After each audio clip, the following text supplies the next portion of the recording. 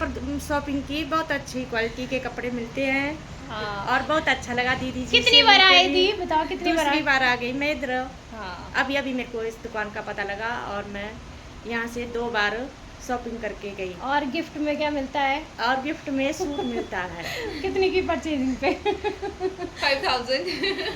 5000। हाँ, 5000 की शॉपिंग पे गिफ्ट मिलता है। और ये मेरे पास आज भी फिर से शॉपिंग करके गए हैं। और इनको मेरी क्वालिटी जो है कैसी लगती है? अच्छी लगती है। और बिहेवियर मेरा? ये ब्यूटीफुल।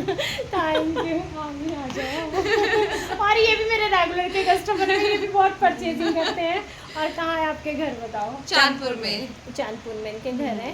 और ये मेरे डिस्ट्रिक्ट में ही पढ़ते हैं और ये मेरे पास रेगुलर की शॉपिंग करते हैं। तो गाइस, रिव्यू कस्टमर का, कस्टमर मैं कह दूंगी या कस्टमर अपने आप देता है। और मेन चीज़ है, आप इनकी स्माइल से ही पता लगा रहे हो।